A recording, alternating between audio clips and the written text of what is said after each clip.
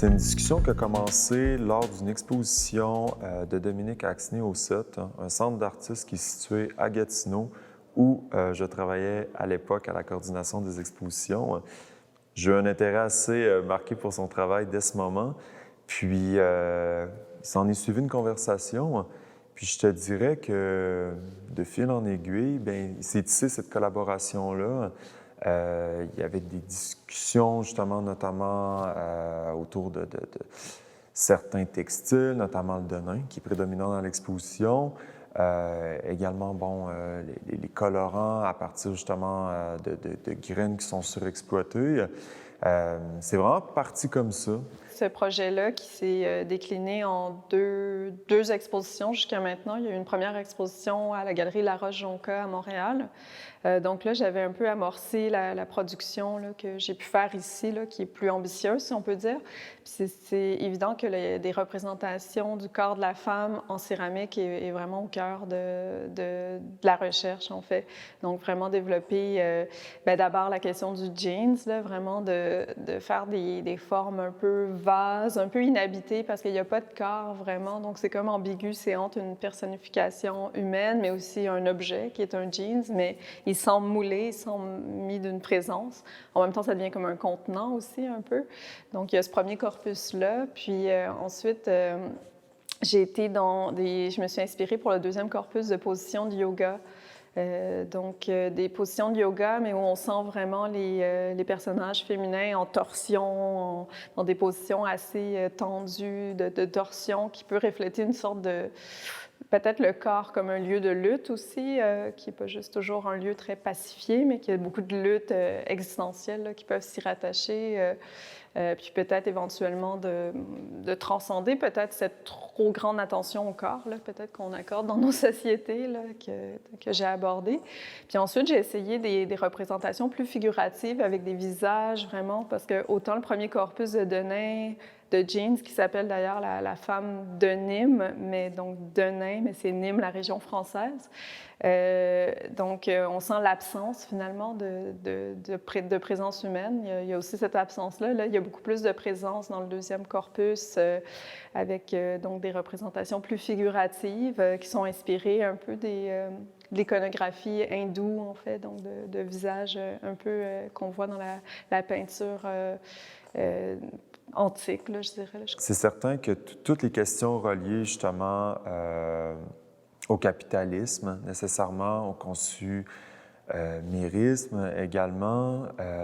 Il est vraiment question justement de surexploitation, surconsommation à travers ce projet-là. Ce que je trouvais aussi intéressant, c'est que Dominique va toujours faire une sorte d'imbrication des temporalités et aussi des historicités. Donc, justement, il est question de récits mythologiques. Le mythe de Danaï, c'est vraiment le point de départ du projet, en fait. C'est des recherches que j'ai faites à l'université qui m'ont mené à ça, parce que je m'intéressais à la question de l'art et de l'argent, en fait, la question de l'économie en art, des représentations iconographiques de l'argent dans les arts visuels, dans l'histoire de l'art. Puis je suis tombée comme ça sur le mythe de Danaï, puis j'étais vraiment un peu intriguée par ce mythe-là qui est représenté, donc le Jupiter dans le mythe est représenté par une pluie d'or qui tombe sur le corps d'une femme, mais en fait, c'est des pièces de monnaie. Les artistes en sont venus à utiliser l'iconographie des pièces de monnaie. Et donc, moi, je me suis dit que dans ce mythe-là, il se passait beaucoup de choses. Il y avait la question, en fait, de la sexualisation, évidemment, qui était là. Il y avait aussi peut-être des évocations sur la prostitution, finalement, là, du nu féminin en rapport à l'argent.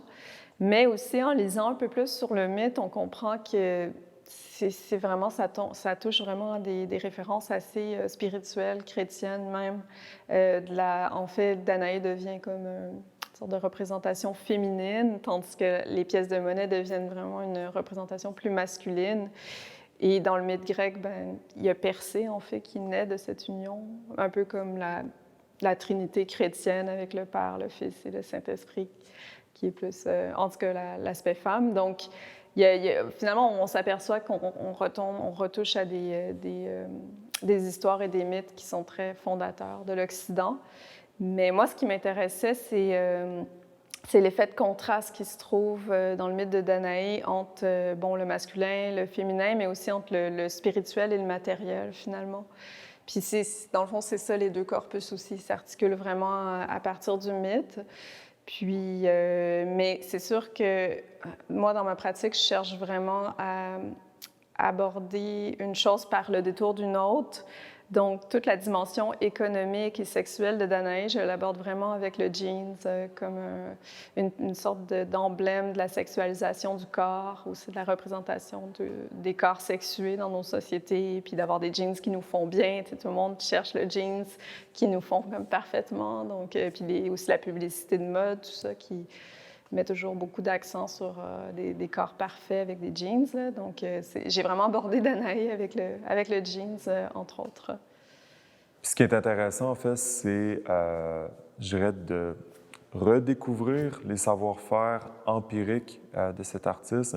Elle fait un travail qui est indéfinissable, je dirais, indescriptible. Il y a des techniques d'assemblage, de moulage, tout le travail des textures. C'est impressionnant, franchement. Là, puis il y a des subtilités, des jeux d'échelle. Toujours intéressant, justement, de voir le traitement des détails. Et évidemment, c'est un travail de façonnage d'argile. Je trouve qu'elle va vraiment ailleurs, justement, avec la céramique et notamment avec les glaçures, qui sont une singularité insoupçonnée. Je vais finir sur cette note.